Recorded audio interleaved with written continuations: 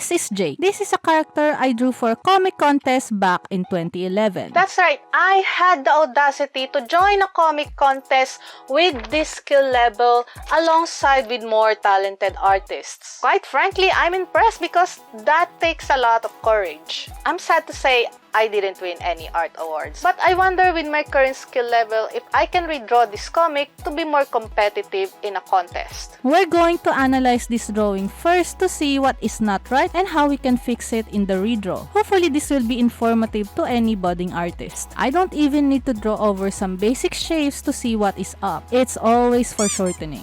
Look, I understand it is hard, which is why I am here to explain why this pose doesn't work. Now, I can't remember why I drew him doing this hand gesture. I think that was his superhero pose or something, but whatever, we're gonna follow it. So the first issue here is where the hand was positioned. I'm pretty sure in my head this is the pose that I'm thinking of. Theoretically, the arm is straight. The problem is because the hands are positioned lower than the head, it resulted in the arms bending. So let me just do it from the side view. This is the ideal pose where the arms are straight. So what I ended up drawing is like this. As you can see, there's a slight bend by the elbows and it doesn't really look that cool. To be honest, doing that pose and pushing the elbow to straighten up actually puts pressure on my shoulder. Another factor that is putting pressure on the shoulder is the torso facing directly up front. It should work, right? But it ended up making the entire drawing stiff and robotic. If we're going to reach our arms outward, it's ideal to twist the torso. Let's draw some basic shapes now because we want to see how the left arm is bent. One biggest pitfall beginner artists fall into when it comes to foreshortening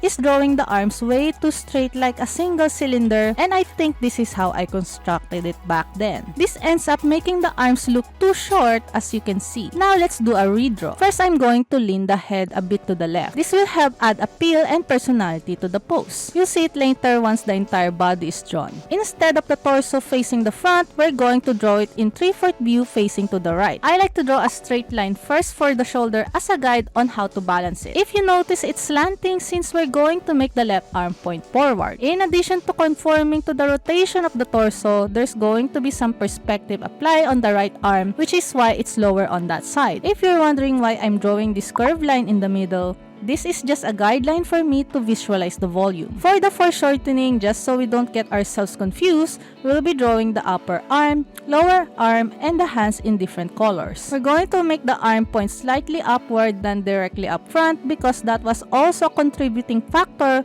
why the old drawing looks stiff. It's more appealing to add a slight bend on the arms rather than making it completely straight. Another issue was the hand itself. I don't know if you can do this because when I try to pose my hand like in the old drawing, I'm actually struggling to bend the ring and pinky finger. I'm really trying here, guys. Anyway, a more comfortable gesture for the hand is just to make the ring and pinky finger point downward and not folding them. Now, if we draw the hands like this, it's not bad, but it doesn't really have that extra appeal to it. So what we're gonna do is draw the hands in the opposite direction. What do I mean by this? See, if we observe the direction of the forearm, it is slightly angled to the left. So for the hands, we're going to draw it angling to the right. See the difference? So this is the new construction. More natural, more confident. Let's add some details. I'm gonna make the tie around the neck a bit bigger just because it looks cooler, and honestly, it's hard to tie the cape if it's small like this. In the story, the logo is hand-drawn by him and he actually got it printed on a t-shirt, so we don't really need to go wild with the logo design. Of course, I can't help myself and I added a lot of clothing folds because it looks more appealing. Obviously, making sure that it conforms to the volume of the body. I will try to mimic the facial style with the triangle nose and the rounded eyes,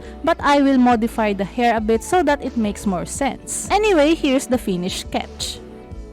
What do you think? Anyway, let's move on and clean this up and add some tones. While I'm doing this, let me tell you the story of Jake. Jake is a 17-year-old college student. Yes, back then we didn't have senior high school, so you can get to college as young as 17 years old. It might not be obvious in the old drawing, but he likes wearing a cape because he wants to be a superhero. He's persistent about it despite the ridicule and bullying he gets from his classmates. The comic contest theme revolves around being a hero, and this comic revolves around the saying, not all heroes wear capes. I do still have the copy somewhere, but if you like me to show it, let me know in the comments. If I get 100 comments in this video from different people saying that they want to see the comic, I'll show it. Chances are it won't happen because I rarely get any comments. Well, here's the finished drawing.